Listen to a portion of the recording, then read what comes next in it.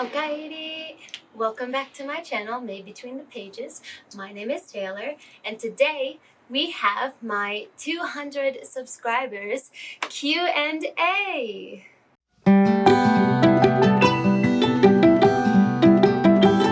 You guys said you liked the outside setup, so here we are again. Ask and you shall receive. Honestly, when I started BookTube, I didn't know what to expect, if anyone would be interested in what I had to say, or if I could find my niche on the web, but I'm so happy to say that I think I've been able to do that. Thanks to all you wonderful people watching right now. I have just reached over 200 subscribers on my channel, and I am so happy about it. It makes my heart all warm and fuzzy, and I just love the fact that I have a community of people that I can talk to about books for the first time in my life, and it's just wonderful. So in order to celebrate that, I wanted to do a Q&A session to help you guys get to know me a little better, and maybe help me get to know you a little bit better too. So in the comments down below, you can leave some of your answers to these questions or reactions to my answers. I have about 30 questions that I'm going to answer today, and I wanted to make this a little more interesting. So a lot of people have expressed interest in me living in Japan, so I thought I would put a little twist on this. I asked my boyfriend Hayato to go secretly buy 6 snacks that I've never had before. I don't know how much you know about Japan, but they have a lot of weird flavored snacks, and even though I've been here for quite some time, there's no way that I've tried them all. So I had Hayato go pick a bunch of snacks for me, 6 to be exact, and I've never had any of these before. So after I answer 5 questions, I'm going to try one of these snacks, give you a little review, and maybe I'll recommend some of them, or some of them I might caution you against. I wouldn't be surprised if he got a bunch of them that he knows I'll hate. I have the snacks face down on a table right now, but I'll show you them. Here's 1, 2. Oh no! And down. 3, 4,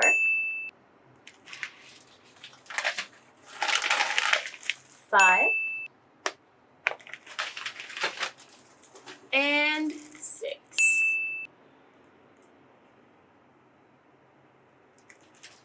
Some of these already look like something I'm gonna hate. Why am I not surprised? I've been sabotaged. I have some tea as usual, so I'm just gonna drink this throughout the video. And let's get started. Question number 1 is from Darian Reads. What have you loved the most about being on BookTube so far? Well, I might have answered that in my intro, but I would say just being able to really connect with people who get it. Like, I have other people who like to read casually or understand that I like reading and respect that, but I haven't had a group of people who just get reading before, and I'm really enjoying being able to engage with people on that. I also really like being able to get good recommendations. That's great too. Question number 2. There's actually 2 questions here from Grace Elizabeth. First one is, if you had to choose one book to take on a deserted island. If you had to choose one book to take on a deserted island, what would it be? That's a really good question. I guess I would be alone, right? So it would need to be, I mean, that's the definition of deserted. So it would need to be a book that I could really jump into and just go into the world and not come out for a long time. So I think that would be, I would take Harry Potter number 4, The Goblet of Fire. That's my favorite Harry Potter book. I know that's kind of an unpopular opinion, but I have read my original copy so many times that it's just fallen apart, and I just take like portions of the book with me when I'm reading it, like chunks of it, because the spine is broken and pages are falling out. But that's my favorite book from the series, and Harry Potter is just my home when it comes to books. It truly is. So if I had to be on an island with one book by myself, I would want to take that book. Number 3, also from Grace Elizabeth. If you could describe yourself in 5 books, what would they be? This one's also really fucking hard. Well, obviously, Harry Potter would be one of them. I'm going to go with the series for that one, not just pick a specific book, but just because it was so formative for me, and as I previously said, it's my home for book world. So I would have to say Harry Potter. See, this is really hard because I keep thinking of characters, not necessarily overall books. Okay, well, I'll go with The Lord of the Rings as another one, because as a series, because I love to travel, especially with groups of friends. And I'm also a very loyal person to my friends. If you come for one of them, I'm coming for you, kind of thing. So I think Sam and Frodo's friendship in those books, as well as the traveling aspect of it, really resonates with me. Number 3 is The 7 Husbands of Evelyn Hugo. I've talked about this before on my channel, but I'm an LGBTQ plus person, and that book just, nothing's ever made me feel so seen or loved. So that book really hit my soul. So I would say that one is definitely a book that would describe a big portion of me. What have I read? I've forgotten all the books I've ever read, I swear. The 4th one would be a book called My Own Devices by an artist named Dessa. She is my favorite rapper of all time. I love her so much. And it was it's like a collection of short essays about her life and her family, and how she writes her music and just life on the road. And I really have always connected with her music, and I also really connected with some of the stories that she told in that book. So I would say that that book is also something that describes how I think of the world, how I think of things. Finally, I'm going to go with Elantris by Brandon Sanderson.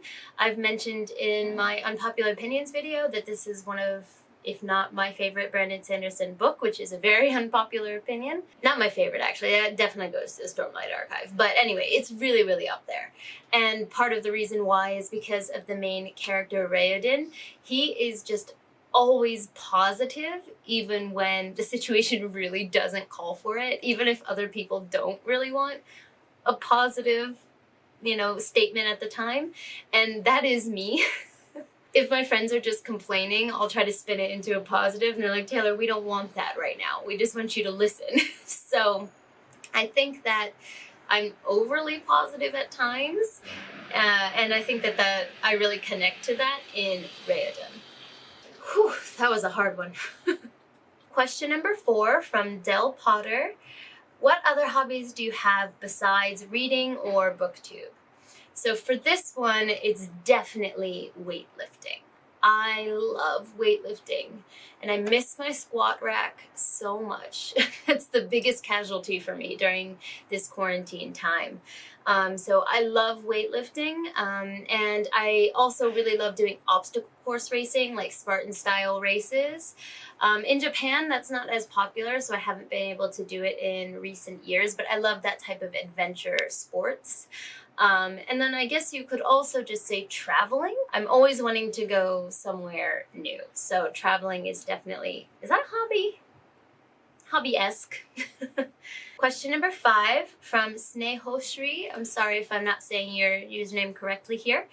But she asked, how did you learn Japanese, and any tips for beginners? This is a really good question. I learned Japanese over a long period of time. I studied abroad here in high school, and I had been studying since probably the 9th grade, and then I studied abroad here for a little over half a year when I was in high school. And then I went to university, and forgot absolutely fucking everything. So I had to restart when I moved back here. So in recent years, I've been studying by purposefully putting myself in situations that require me to use it, because there really is no substitute for immersion, which I'm sure you've heard before. So since I live in Japan, I have the ability to immerse myself. So I specifically make myself speak only Japanese when I'm with Japanese friends, or I'll ask to be the one to order at a restaurant or something like that. When it comes to book studying,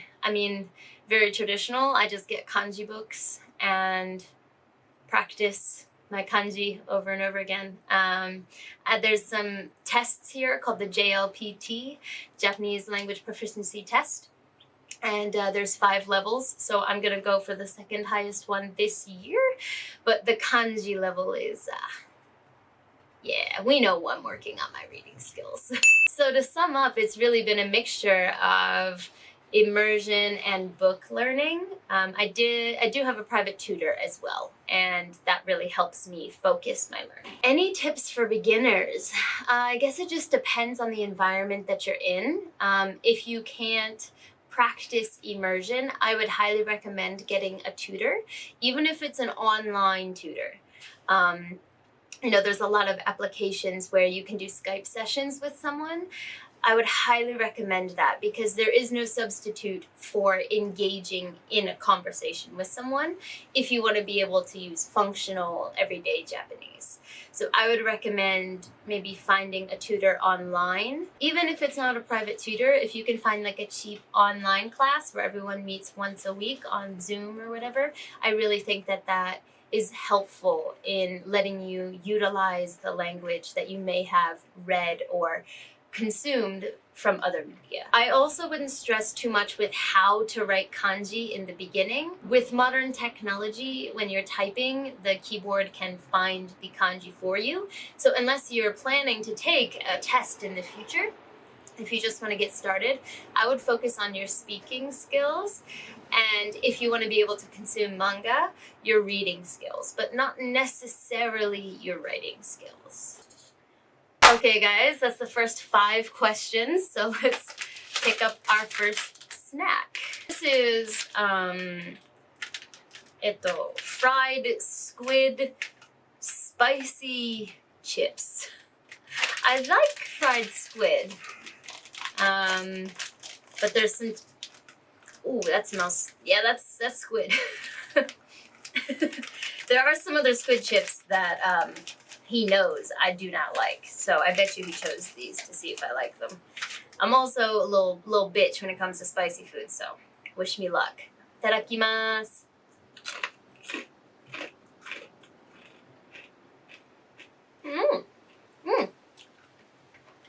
Wow, I like that. Ooh, there's the spice. No, it is spicy, but chili aji. So it says, whoo, yeah, there it is. It's chili flavor. But actually, these are really, really good. I like these, even though my mouth is like on fire right now. So I would recommend these. I'll see if I can put links to these snacks, maybe on Amazon or something, down below, so you guys can purchase them if you're curious. But if you like spicy food, and even though it smells very squid-like, the taste isn't fishy. So I think even if you're not a big fan of fish, you could eat this. It's more like chili, spicy flavored. Okay, now that my mouth is on fire, Lottie, let's get some tea up in here. Okay, question number 6 and 7 are both from Leanne Reads. I'm gonna be getting stuff out of my teeth now, so just gonna have to get used to seeing that. Number 6 is, what's your favorite season and why? This is a really cute question. I like this. My favorite season is spring. Always has been, always will be. It is closely followed by fall though. But I love spring because I love flowers. My mother is a huge gardener. And so ever since I was little, so every spring our house was just beautiful. All the flowers were blooming, the plants were all, growing. So I have really, really good memories of being surrounded by plants. I do not have a green thumb, however. So this is actually Hayato's work that you see behind you. We have a lot of plants throughout our house, actually, like tons. If you guys would be interested in like a plant tour, I could do that too at some point, because we got some pretty cool looking plants, not gonna lie. And Hayato works really hard to keep them healthy, so I could definitely do a plant tour if you guys are interested. But the answer to that is 100% spring. Number 7, also from Leanne Reads, what 3 bookish worlds would you like to visit? This one is also hard because I automatically jump to books that I love, but a lot of those worlds would chew me up and spit me right back out. Be gone, fuck! So I'm not sure I'd actually like to visit them. Well, given Harry Potter, I would love to visit the world of Harry Potter, go to Hogwarts or Diagon Alley. I was truly, truly convinced that I was a witch, and so I was really crushed when my Hogwarts letter didn't come when I was 11. And that dream has never died, really. It's in there somewhere. So I would say 100% the world of Harry Potter. The second one would be the world of Foundryside and Shorefall, the Founders Trilogy by Robert Jackson Bennett, because that is such a unique and interesting world. The magic system is kind of like coding, which I suck ass at, but still I'd want to go to this world and see it in action, where you can convince objects to do things against the laws of physics or against the laws of nature by basically coding with the magic a new reality into them. So you can heat up a stove by telling it that it's hot, not necessarily by applying heat to it. So I think that that would be a really, really interesting world, and there's a lot of politics also involved, and I think that that would be really fun to mess with. Excellent. And the third one is kind of bookish, kind of not. There are books in this world, and that is Avatar: The Last Airbender. The original source material is obviously a show, but there are books, comic books, so I'm going to say that it's going to count. But I want to be a bender so bad. I'm 100% sure I would be an earthbender, and it just looks so fun. I want to be in that world so bad. Let me know in the comments what type of bender you would be. Numbers 8, 9, and 10 are from the lovely Katie over at Brightness Katie Reads. So number 8 is, if you had to get a bookish tattoo, what would you get? This is a really interesting question. I love tattoos. I have quite a few of them. You can't see all of them on camera, but I actually already have bookish tattoos. This sleeve, this half sleeve, is actually Harry Potter based. Harry Potter and nature based. So I'll see if I can get some close-ups to show you. I have Godric Gryffindor's sword going down the back of my arm, through the peonies, and out to this side. And I also have, on the inside of my arm here, ooh, glad I shaved my armpit today, I have Felix Felicis here, so liquid luck with me always. And then I also have the Grim teacup here. I know it's upside down, but it's so hard to show you guys right side up. So this is the Grim teacup and another peony bud here. Well, there we go. My dear, you have the Grim. So my initial plan was to have this entire sleeve be nature and Harry Potter themed, but I may still do that, but I'm toying with the idea of doing some Lord of the Rings stuff on here too, because that was also so formative for me. So basically this is going to be like my bookish arm. I just haven't exactly decided what bookish things I'm going to close the arm out with. But my artist is in America, so I can't get it done until I go back there, but I can't wait. I do plan to get tons of tattoos. I plan to get a leg sleeve in the future, and I want a big back piece. So there will be a lot more space in which to put other bookish things, but this is the only space I have right now dedicated to that. Oh, I almost forgot.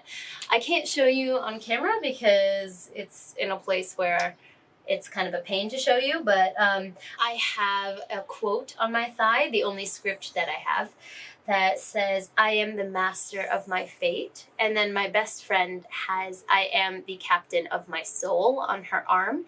And those are the last two lines of a poem by William Ernest Henley, and it's called Invictus. And that poem just really has always struck home for me and for her as well. So we decided to get it on us. Please let me know down below if you've got any bookish tattoos. I would love to see them. Also, let me know if you're interested in like a tattoo tour one day. I think those might be fun to do. I don't have nearly all the tattoos that I want to have, but it might be fun to do an in-depth tour in the future if that's something that you guys are interested in. Number 9 is your favorite place in the world that you have visited. This is a wonderful question because, as I said, I love traveling. So I would say the first place that really comes to mind for me is Yakushima. It's an island in Japan that is really small, and the population is minuscule. And the nature and the forests there are the inspiration for Princess Mononoke Hime, the Ghibli movie, and you can see why. I mean, it is untouched in certain areas, and the nature is just gorgeous. Hayato and I went on vacation there together, and we took a hike to Taiko Iwa, which is if you've seen Princess Mononoke, there's a scene where the big white wolf Moro is sitting on rocks like above her house, and it's got a beautiful view of the forest all around it. And we went to the rock that inspired that scene, that place in the movie, and it is just, I've almost never seen scenery like that before. I'll see if I can insert a picture.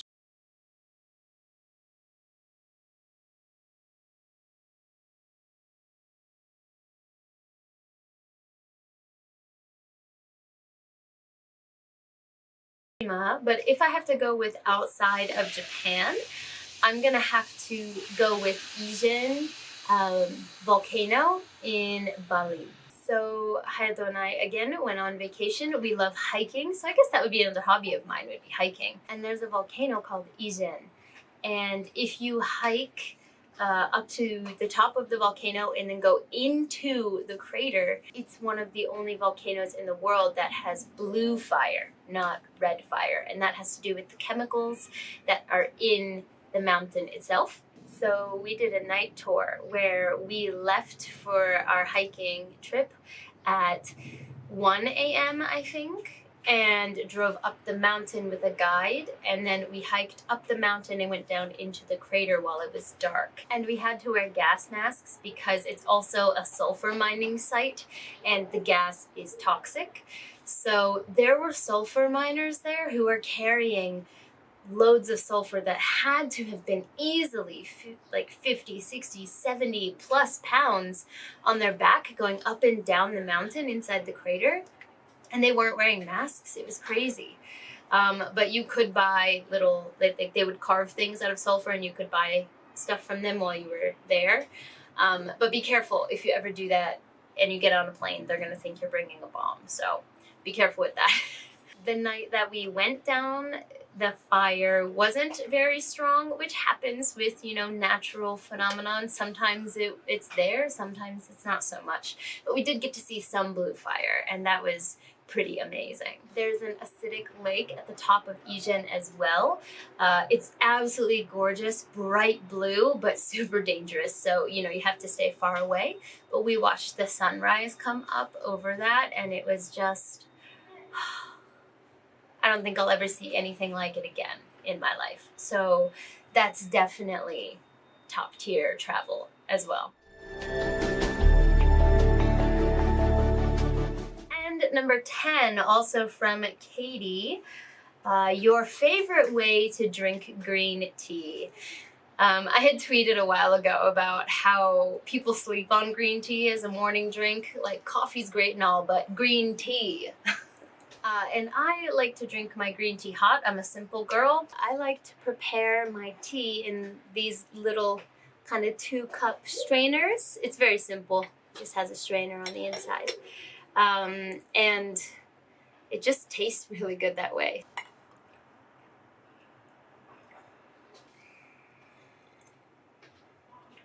I usually start my day with 2, maybe sometimes 3 if I'm feeling it, cups of green tea.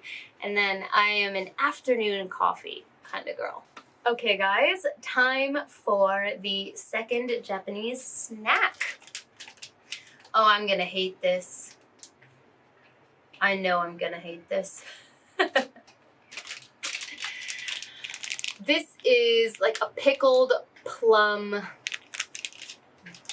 snack. I hate pickled plums. They're called umeboshi and they're very sour.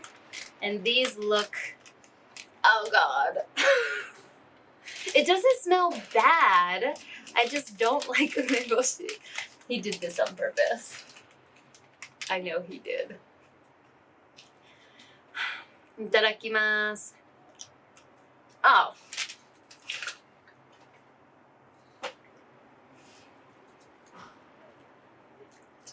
No! What is this umeboshi bullshit? Oh god. Well, that is my nightmare food right there. Do not recommend these unless you want to play a trick on someone. I'll put them in the description down below if you want to torture someone, but no! This Q&A video is actually taking quite a while, so what I think I'm going to do is I'm going to answer the next set of 5 questions, and then I'm going to do the rest in another video because I don't want to make this too long for you guys. So we'll do a part 1 and a part 2. So let's go ahead and finish questions 11 through 15. Question 11 and 12 are from my girl Tatiana over at My Folded Life. Question 11 is, what equipment and editing software do you use? So for lighting, I use a ring light. I don't know the brand, honestly, but I got it on Amazon. You can get ring lights pretty cheap on there. I think they're all kind of similar. So I use a ring light for lighting, and then my camera is a Lumix camera. I don't know the details of it. It's a Panasonic Lumix. If I can find the details of it, I will put it in the description down below. But it's one of those vlogging style cameras where like the back screen can flip up over the top. So it's been wonderful. I really love it. I know it's not the one that most YouTubers use, but I would highly recommend it, and it wasn't too expensive. Then for editing, for a while there, I was using Movie Maker because I don't have a Mac. I'm not a Mac girl, so I don't have iMovie, but Movie Maker doesn't let you overlay photos, and that's one of the only things you really need to do on BookTube is to be able to overlay the book pictures. So I bit the bullet and I went for Adobe Premiere Pro. So I use Pro right now and I'm loving it as much as I can. I'm not a lover of editing, but the more that I practice, the easier that it gets. I would recommend Pro if you have the money to spare to pay for it, mainly because the interface is user-friendly.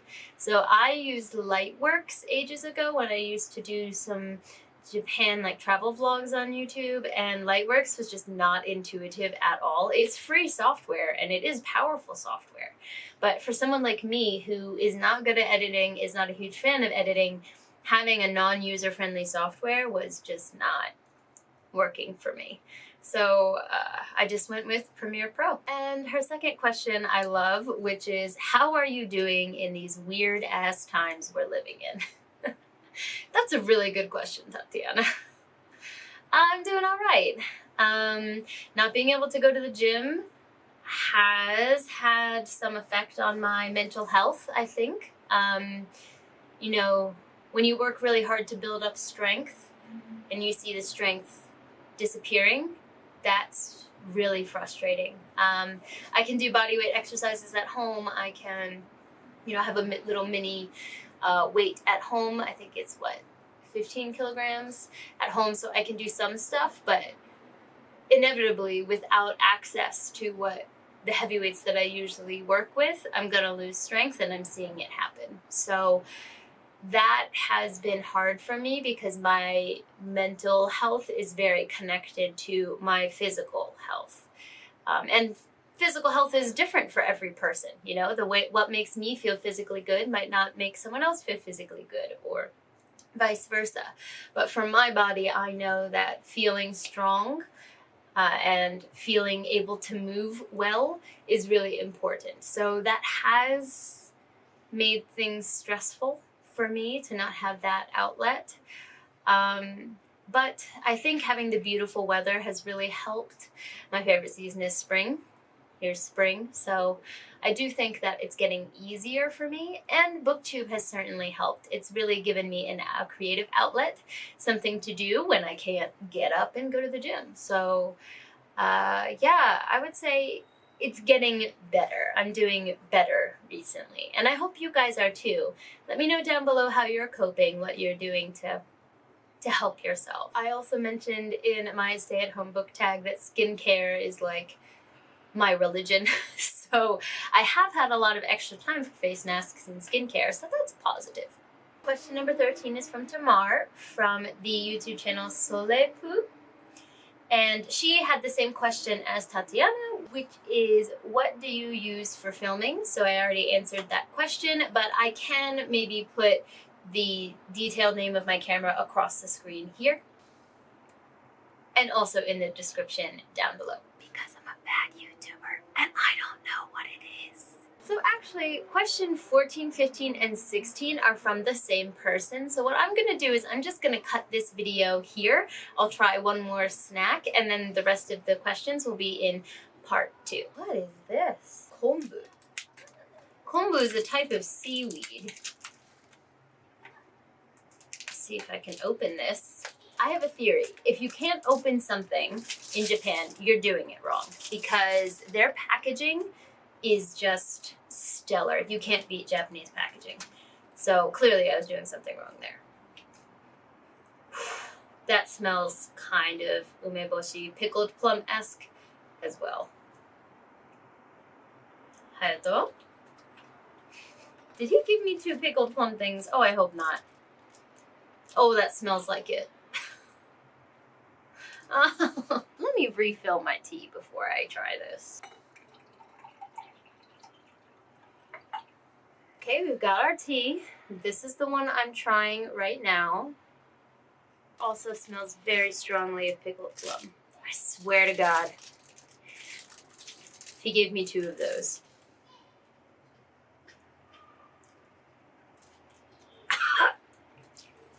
Oh no! Oh, I hate it. I hate it. I told you guys earlier, I may have been sabotaged. I have been sabotaged. Oh God, do not recommend. So of the snacks that we tried today, this stuff is bomb. I will make sure to put this in the description. Fried squid chili flavored chips. Amazing. And it doesn't have actual squid in it, so I think vegetarians, you're fine. But this one and this one, I'll put the descriptions down below in case you want to do a gag gift for someone, but I would only recommend these in that circumstance. I mean, you guys saw my reaction. Ugh. No. That concludes part 1 of my 200 subscribers Q&A. Thank you so much for watching up until now and for watching this video. And if you're a new subscriber, welcome. I'll be doing part 2 soon. But for now, I'm gonna head out. じゃあね.